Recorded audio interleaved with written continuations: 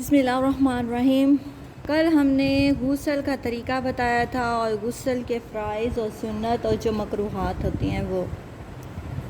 میری پیاری بہنوں کا کافی بار سوال اس موضوع پہ آیا ہے، تو میں نے سوچا کہ ایک باقاعدہ اس کی ویڈیو بنا دی جائے۔ تو جو بہنیں یا مائیں کسی سے پوچھ نہیں سکتی وہ پھر مجھ سے سوال کرتی ہیں، تو ان کے لیے یہ بہت اچھا طریقہ ہے کہ ایک پلیٹ فارم سے ان کو سب مسائل کا حل مل جائے گا۔ اور آج ہم بتائیں گے کہ غسل کے جو ضروری مسائل ہوتے ہیں وہ جو اکثر مجھ سے تھوڑے سوال پوچھنی ہے، وہ میں ایک ویڈیو میں بتانا چاہ رہی ہوں کہ غسل فرض کی ادائیگی کے لیے بہت اچھی طرح منہ بھر کے حلق تک پانی لے جا کر کلی کرنا، اور جہاں تک ہمارے ناک کا نرم حصہ ہے وہاں تک پانی لے کے جانا اور کان میں پانی پہنچانا فرض ہے۔ اور غسل کرتے وقت شروع میں جب استنجا کریں تو کھل کر بیٹھنا چاہیے تاکہ جہاں تک ممکن ہو سکے پانی چلا جائے، اور ایسے ہی عورت اپنے مقام خاص کی کھال میں پانی پہنچائے ورنہ غسل نہیں ہوگا۔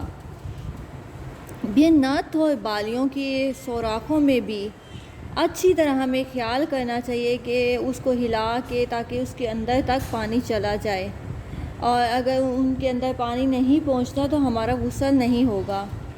اور اگر انگوٹھی یا چھلا پہنتی ہیں بہنیں اور مائیں، اور اگر وہ تنگ ہوتا ہے تو ان کو بھی پانی ڈالتے وقت اچھی طرح ہلا لینا چاہیے تاکہ ان کے نیچے تک صحیح پانی پہنچ جائے۔ اور جو بغلوں اور جانگھیوں میں بھی ان چیزوں کا چھوٹی چھوٹی باتوں کا ہمیں بہت زیادہ خیال رکھنا چاہیے کہ پانی پہنچانا ضروری ہے۔ اگر غسل میں کسی جگہ پانی پہنچانا بھول جاتے ہیں تو جب یاد آ جاتا ہے تو پھر پورا غسل دہرانا ضروری نہیں ہے، بلکہ جو جگہ خشک ہے یا جہاں سے بھول گئے ہیں اس جگہ پانی ڈال کے اور غسل پورا کیا جائے۔ اور اگر ناخن میں آٹا اکثر ہوتا ہے اور سوکھ بھی جاتا ہے، پھر وضو یا غسل کیا اور اندر پانی نہیں پہنچتا تو اسے بھی نکال کے اچھی طرح وضو یا غسل کر لینا چاہیے، ورنہ غسل یا وضو نہیں ہوتا۔ اور اگر دانتوں پر ہماری یہ جو پلاہٹ جمی ہوئی ہوتی ہے یا دانتوں کے اندر چھالیاں اٹکی ہوئی ہوتی ہے تو اس کو بھی نکال کر دانت اچھی طرح ہمیں صاف کر لینے چاہیے، ورنہ غسل نہیں ہوگا۔ اور جو آج کل جو بہت زیادہ ان ہے نیل پالش لگانا، تو جو میں بار بار منع کرتی ہوں، اگر ہم نیل پالش لگاتے ہیں تو ہمارا وضو نہیں ہوتا، اور اگر ہم اسی حالت میں مر جاتے ہیں تو ہمارا غسل بھی نہیں ہوگا۔ تو آپ خود سوچیں کہ یہ پالش کتنی خطرناک چیز ہے۔ اس سے اچھا ہم اپنے اگر ناخنوں پہ عرق لگا لیں، ہماری سنت بھی پوری ہو جائے گی اور ہمیں ثواب بھی ملے گا۔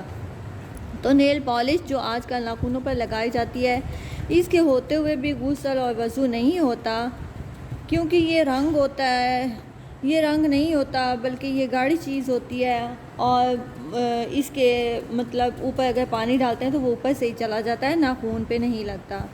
تو یہ غسل کے کچھ ضروری فرائض تھے جو ہمارے لیے بہت ضروری ہیں۔